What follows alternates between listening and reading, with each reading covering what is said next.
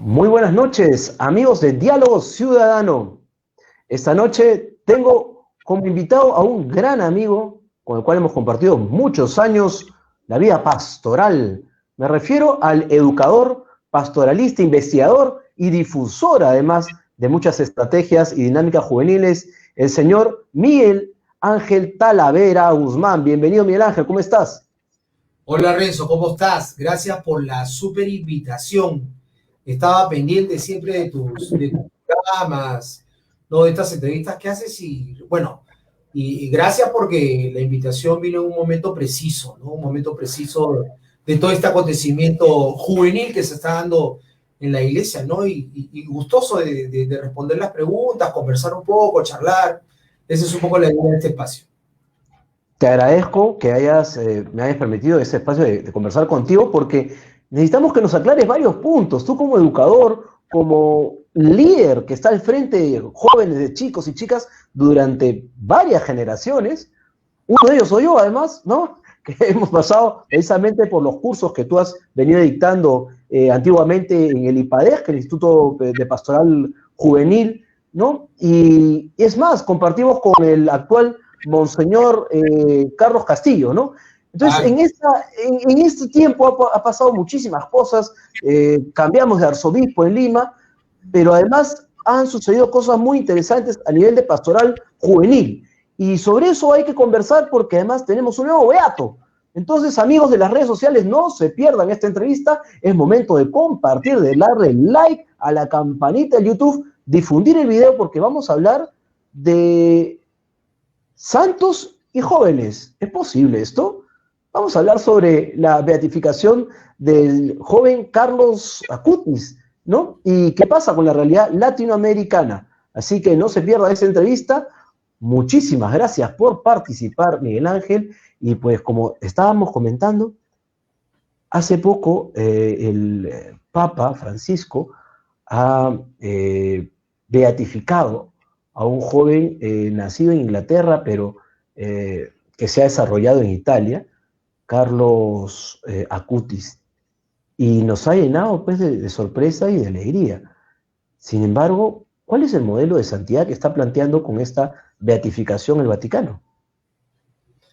Bueno, yo creo que en realidad la beatificación de Carlo Acutis es un acontecimiento muy interesante, ¿no? No hay que dejar de lado lo impactante, ¿no? Que puede ser para muchos jóvenes, ¿no? O sea, es el primer millennial que es beatificado con jean, con zapatillas, que el loco jugaba PlayStation, ¿no?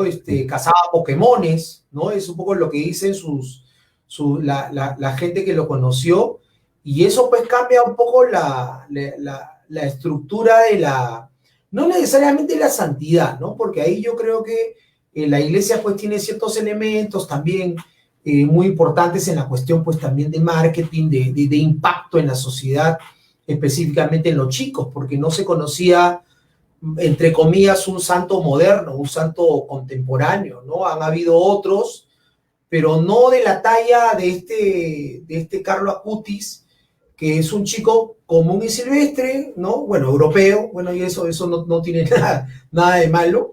Uh -huh. Paraba en jean, ¿no?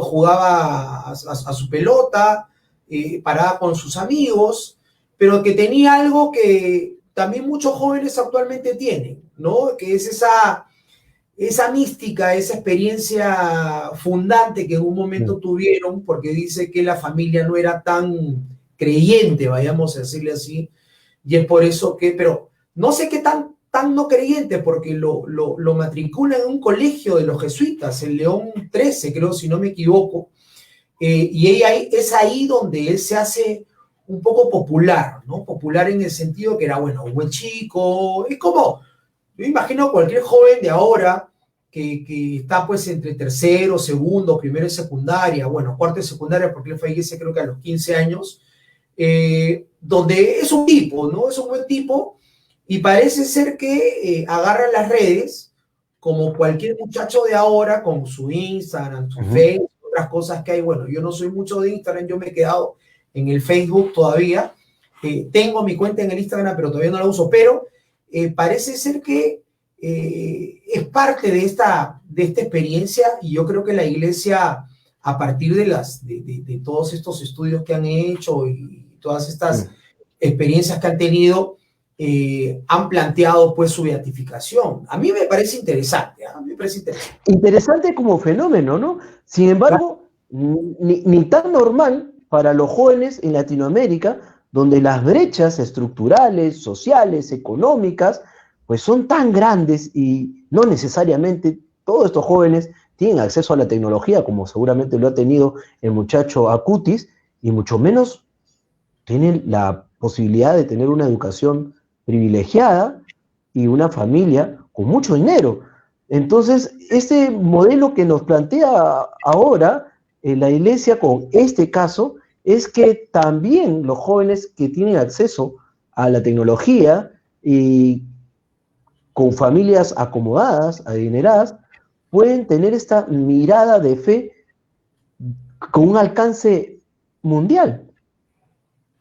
Claro, o sea, yo creo que, bueno, lo que dices es muy cierto, ¿no? ¿Dónde están los otros? ¿O dónde están los de al lado, los chicos comunes y silvestres, los jóvenes latinoamericanos, muchos militantes, inclusive mucha gente muy pobre que no tiene acceso, inclusive a las redes sociales? A ver, yo creo que acá hay que ser bastante justos, porque Francisco, de una u otra manera, el Papa Francisco, ha planteado una tercera exhortación apostólica, ¿no? El Gaudete et Exsultate, que de una u otra manera plantea la nueva manera de entender la santidad, ¿no?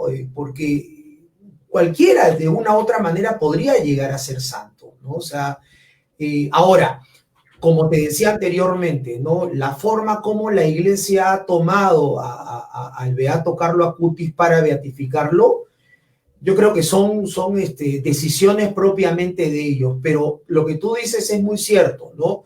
No podemos olvidar también a mucha gente que, para mí particularmente, ahora en estos tiempos, se puede entender que hay muchos santos también, y podría. Exactamente, o sea, mira qué interesante, Miguel Ángel, que sí, pues hay una cierta crítica, decir, oye, ¿será que tan rápido puedes declarar a una persona ya fallecida después de solo 15 años como venerable, cuando antes pues los santos pasaban 100, 200 años, ¿no? Para Claro. su proceso de beatificación y demás. Pero tal vez los tiempos actuales, con todas las herramientas que tenemos, también debemos dejar de ser un poquito mezquinos y comenzar a reconocer el valor que hay, no solamente en este joven Carlos Acutis, sino en los cientos y miles de jóvenes que, como él, tienen otras experiencias de fe y que también su vida seguramente puede ser reconocida como inspiradora para muchos otros jóvenes, creyentes y no creyentes. Así es. Yo creo que, bueno, lo de Carlo Acutis ha sido un símbolo, ¿no? Es un símbolo, es un signo que te dice que hoy en día también se puede hacer santo, ¿no? Los santos de... Pero yo creo que hay muchos chicos, yo conozco muchos chicos jóvenes que se mantienen definitivamente en la clandestinidad y viven experiencias de santidad espectaculares, ¿no? O sea, yo he conocido y conozco aún mucha gente que vive todas esas cosas que de una u otra manera plantea Francisco en la exhortación apostólica. Y es una exhortación apostólica que de una u otra manera es un llamamiento a la misma santidad, que es una santidad que se da aquí, ¿no? O sea, no es de otro mundo, no es de otro espacio, ¿no? Lo de Acutis no es un superhéroe, ¿no? O sea, no, para nada. Es un chico común y silvestre, como hay muchos muchachos acá. O sea, tampoco no hay que ser tan complicados de decir, oye, pero ¿por qué solamente el que tiene un poco de dinero y tiene perspectivas para poder internet? No, hay otros. Ahora, claro, pues podríamos, como te digo, yo particularmente como laico podría llamarlos santos, y te lo digo, ¿no? Conozco a santos a un montón, ¿no? Y no necesariamente gente que profesa nuestra fe, ¿no? O sea, eso es importante detallarlo. ¿Sí? Ahora, para que nos entiendan los jóvenes y también las mamás, los papás, los abuelitos, porque eran, oye, un muchachito santo. Claro, estamos acostumbrados a esta vida de santidad solamente de los libros, la referencia más cercana seguramente la habremos tenido con Madre Teresa de Calcuta, pero ya una señora ancianita, digamos, ¿no? Si hubiese sido en la época de las redes sociales hubiese sido un éxito. Pero Claro. en nuestros tiempos, ¿no? En nuestros tiempos también es importante, creo, comenzar a tener una mirada de los jóvenes más liberadora. O sea, este muchacho, por ejemplo, esta cercanía con la Eucaristía, con la iglesia, ¿no será también un poquito exagerado decir que un joven de 15 años, 13 años, 12 años pueda tener ese nivel de conciencia o exigir un nivel de conciencia como un padre de la iglesia? Y muchos jóvenes seguramente tienen una cercanía muy poderosa con su fe y no necesariamente pues vayan a escribir o decir cosas con tanto contenido, ¿no? Claro, ahora, hay que entender también la idea de la comunión, ¿no? O sea, en esta exhortación que te digo que hace Francisco, Francisco habla mucho de la idea de comunión, inclusive también en estos tiempos de pandemia, en la cual nuestro arzobispo de Lima, Carlos Castillo, nos ha planteado que los sacramentos, específicamente la Eucaristía, se vive en la relación con el otro, en la comunión con el otro, con el más necesitado, el preocuparse por el otro, ¿no? Yo creo que esta exhortación que hace Francisco, que está de la mano también con lo que nos dice Monseñor Carlos Castillo, es la idea de cómo podemos ver a este pueblo de Dios paciente a seguir adelante día a día, específicamente con la relación que tiene con el de al lado. Yo pienso que Carlo Acutis, como muchos chicos hoy en día, ¿no? Tienen esa experiencia de comunión con el otro.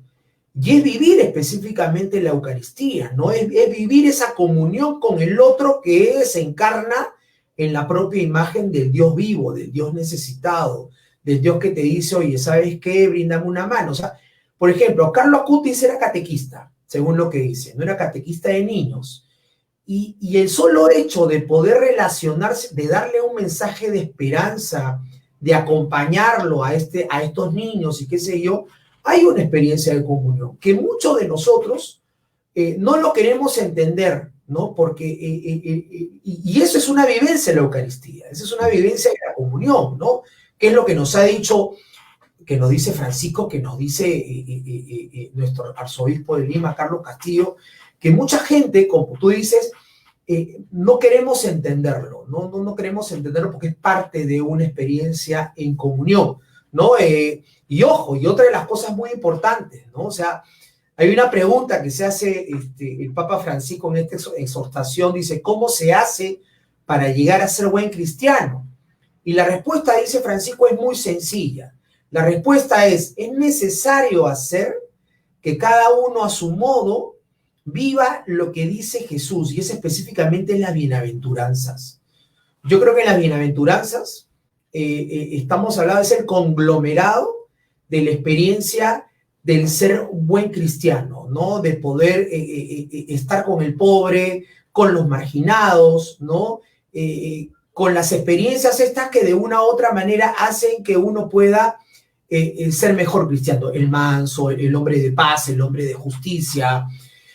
Y va por ahí, ¿no? Ahora, Carlo Acutis vivía una de las tantas experiencias que justamente plantea Francisco y es parte de él.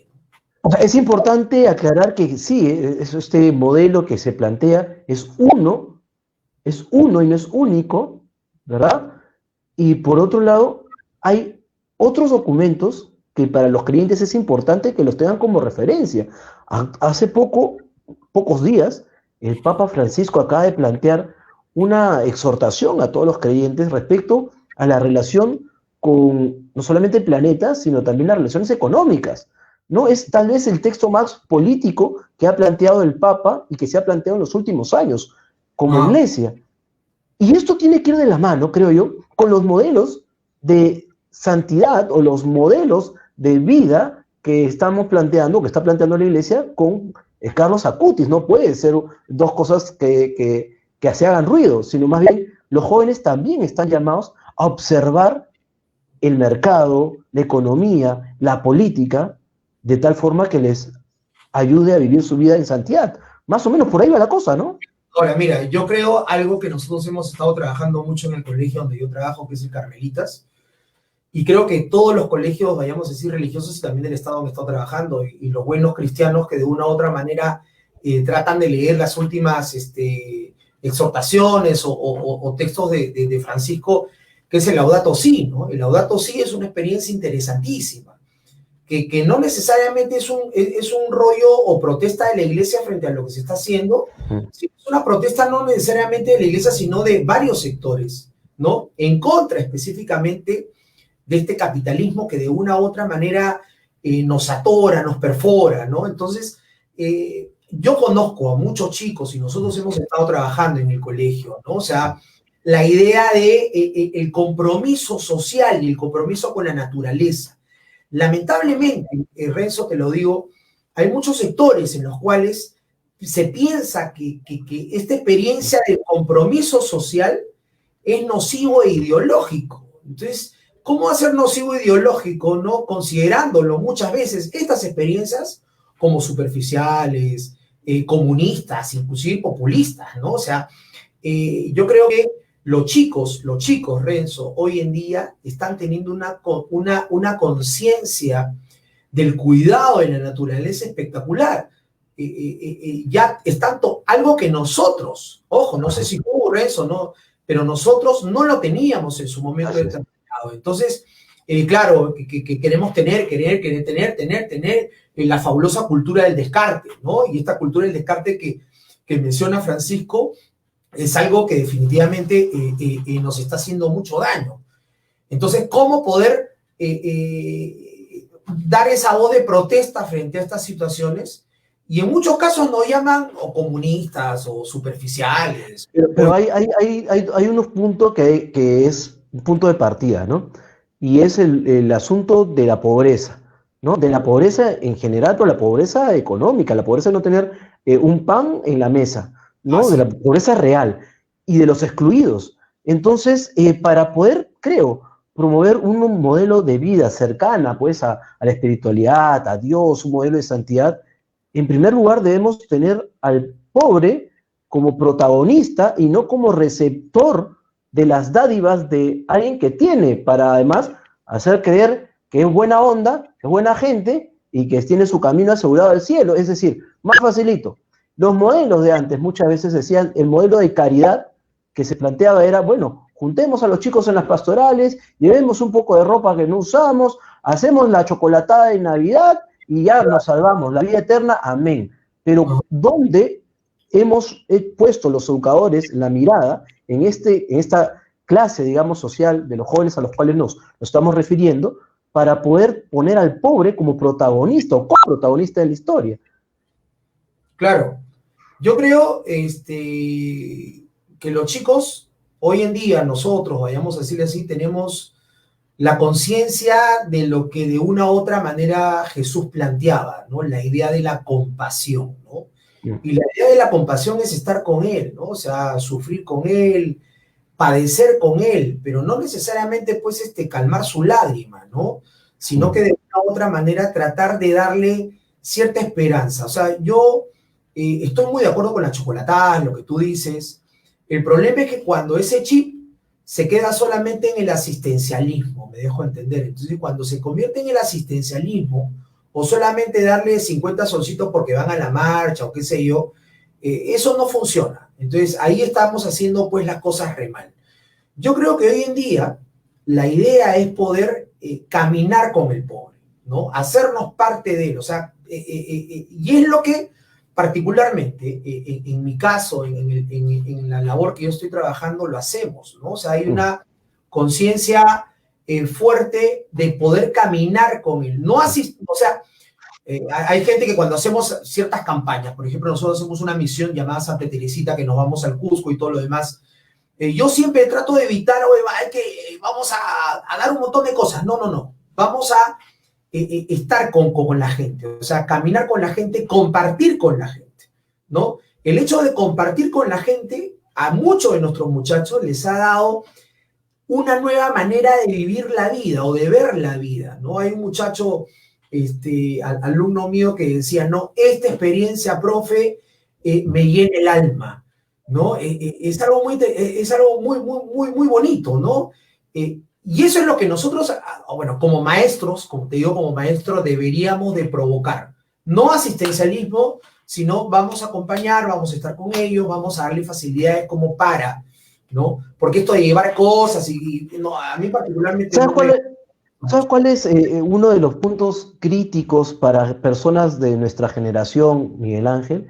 Que si vemos a quienes nos han dirigido el país, la gran mayoría salen de los colegios en los cuales nosotros o hemos estudiado, o hemos trabajado, o estamos cercanos. Sí, sí. O sea, los dirigentes de nuestro país son personas que seguramente han ido años a la iglesia, que son cristianos ante la sociedad, que han estudiado en colegios católicos, y eso no es garantía de nada Sí, respecto a la relación realmente espiritual con el que menos tiene y hacer lo que plantea el Evangelio. Entonces, a mí me preocupa, en serio, no solamente lo que está ocurriendo ahora con lo que dice el Papa respecto a Laudato Si, lo que lo has hablado magníficamente, sino también a otros modelos que se les puede decir a los jóvenes, oye, tú puedes ser rico, monstruo y millennial, quédate ahí en esa onda, pero ¿en qué momento haces esa otra historia de Carlos Acutis de conexión con el necesitado, que sí la tiene? claro, claro. Ahora, con lo que tú decías de mucha gente que ha estado en el poder, bueno, pues lamentablemente no ha sido bien trabajado su experiencia cristiana, ¿no? Se han dejado llevar quizás por el poder, ¿no? Yo particularmente no he tenido una oportunidad de estar en unos espacios como estos, pero de lo que me cuentan es muy fuerte, ¿no? Mm. Y es lo que dice también el Papa, ¿no? Y creo que cualquier cristiano, o sea, el hecho de poder estar en estas instancias de decisiones para el gobierno, que yo conozco mucha gente amiga que ha estado, ¿no? Ha estado en ministerios y cosas por el estilo, les ha pasado factura, inclusive Mm.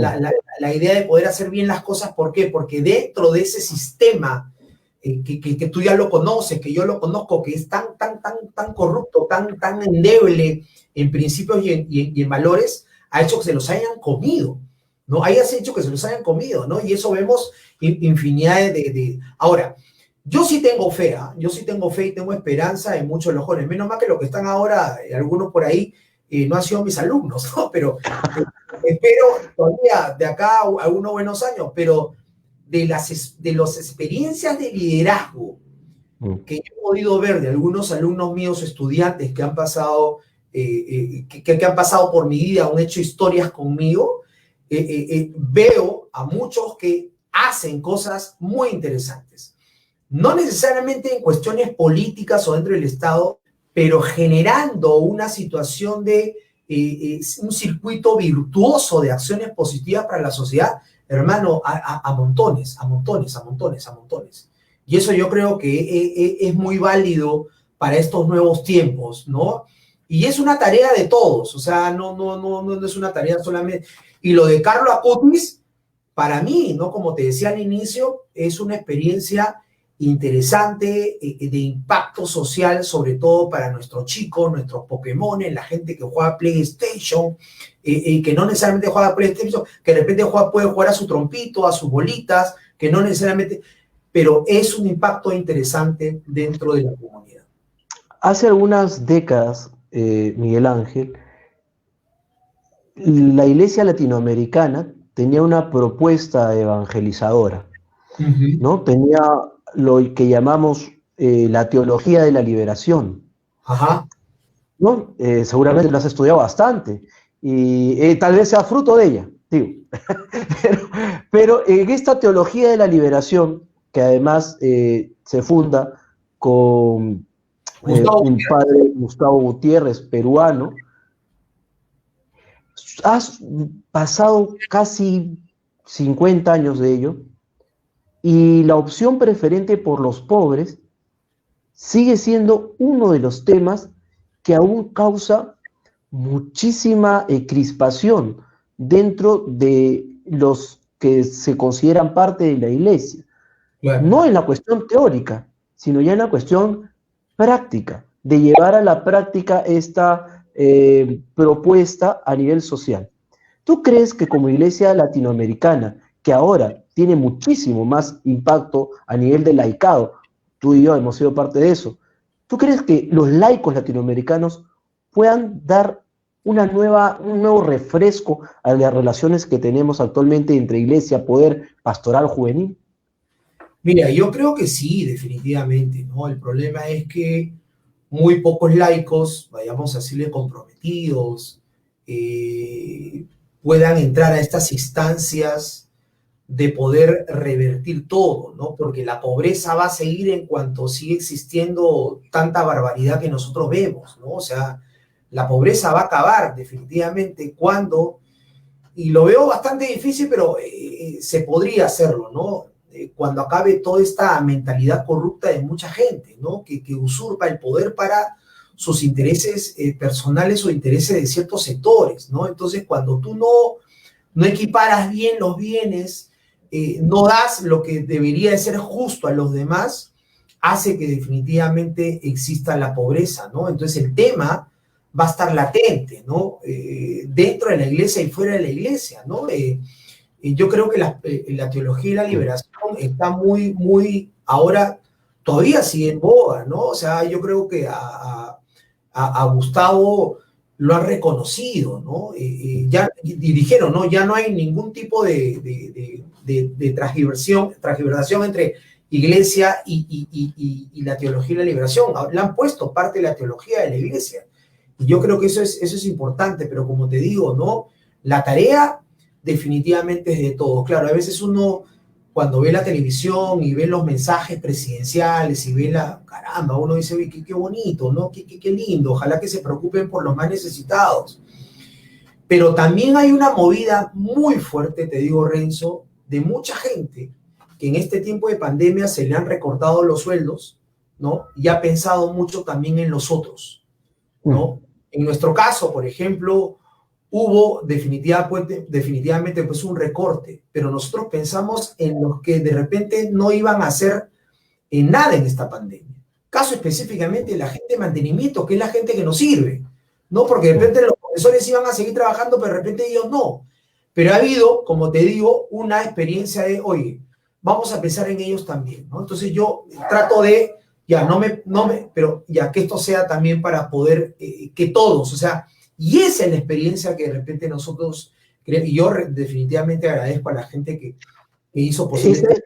Esa experiencia suele ser la experiencia del prójimo, la experiencia de los trabajadores, pero necesitamos la experiencia desde los liderazgos más altos. Claro. Entonces, hace unos años había pues toda la acción católica, los movimientos que claro, realmente se movilizaban a nivel de todo el país e iban a hacer diferentes obras en diferentes regiones.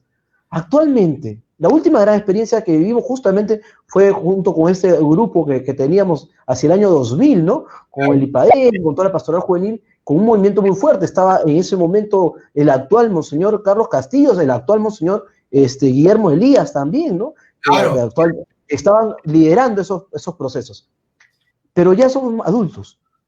¿Qué tenemos actualmente para los jóvenes con movimientos orgánicos? Movimientos orgánicos reales de acción solidaria, como programas, si es que existen, o sería bueno que existan, y también cómo es que estamos viendo aquellos otros grupos, por ejemplo, como el Soalizo, entre otros, que están siendo muy cuestionados por la forma de relacionarse con sus propios jóvenes. Claro, claro.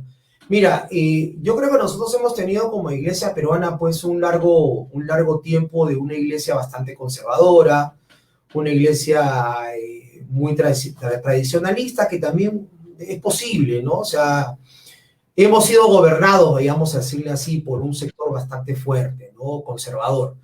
Desde que salió Carlos, ¿no? Y la nueva propuesta también de Francisco, un poco cambia, pero estamos hablando pues más de 20 años, ¿no? Estamos más de 20 años en las cuales se cortaron, por ejemplo, muchas organizaciones, como tú dices, la parte organizativa, por ejemplo, de los jóvenes a nivel de Lima cayó tremendamente, ¿no? Y la propuesta se planteó meramente sacramentalista, ¿no? Entonces, ahora, por ejemplo, la Vicaría de la Juventud ya se ha reflotado, ¿no? Por lo que más o menos conozco y sé. la Comisión Episcopal de Juventud, que siempre ha funcionado, no te digo que no, porque tú has sido parte de los encuentros en Ayacucho, en Huancayo, qué sé yo, ha seguido trabajando, ¿no?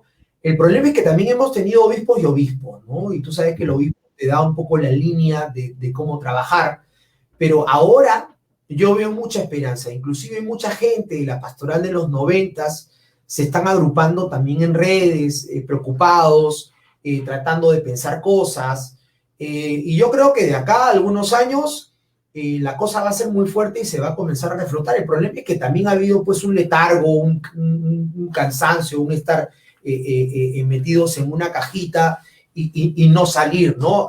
Francisco nos plantea una iglesia en salida, ¿no? Hemos estado muy metidos, vamos a salir. Es lo que te decía, ¿no? El hecho de hacer comunión es pensar en el otro. Yo puedo hacer iglesia con el otro, puedo hacer iglesia en mi barrio, y lo hacen, Renzo, lo hacen.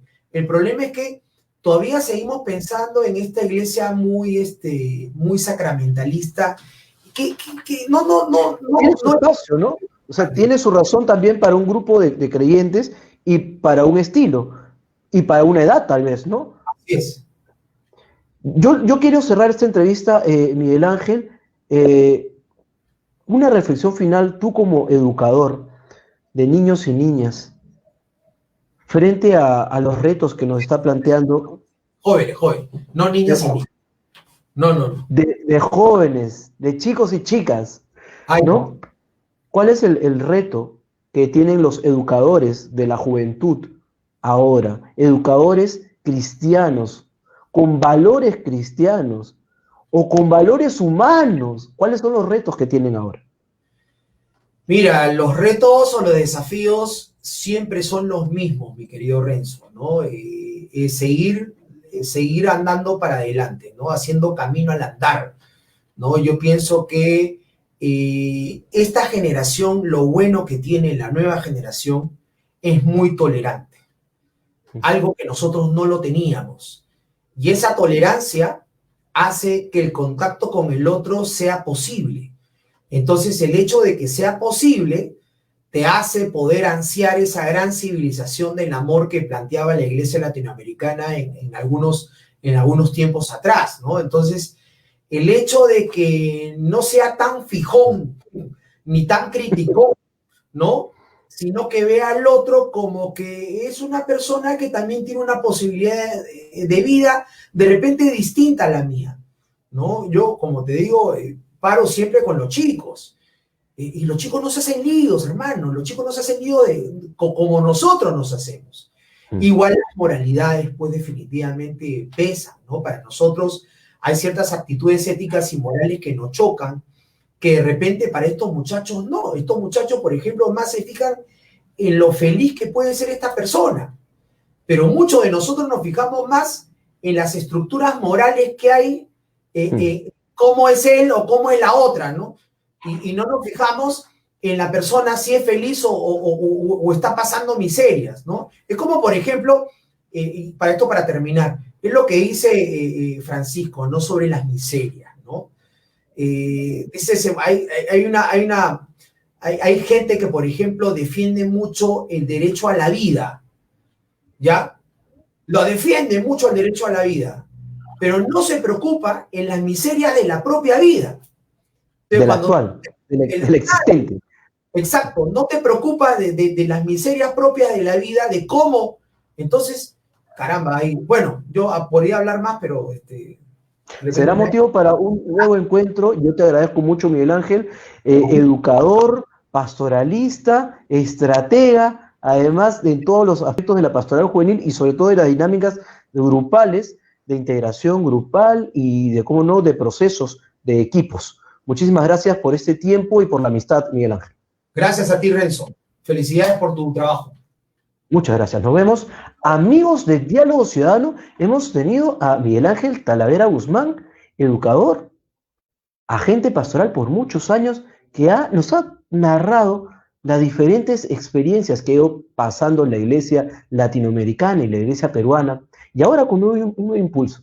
Pero la clave que nos ha podido manifestar Miguel Ángel es, oigan, hay que volver la mirada a los jóvenes. los jóvenes millennials.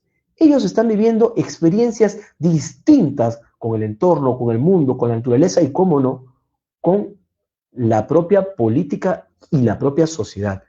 Necesitamos volver a mirar hacia los jóvenes, educarnos en sus valores también y, cómo no, reconocer que en ellos y en nosotros podemos encontrar ese amor que nos hace seres humanos, que nos hace caminar para los creyentes en la iglesia y para los que no son creyentes en la gran fraternidad de la humanidad. Muchísimas gracias. Somos Diálogo Ciudadano. No se olviden darle a la campanita, el like, seguir la página, compartir este video que está lleno de experiencias y mucho amor. Nos vemos hasta la próxima oportunidad. Chao.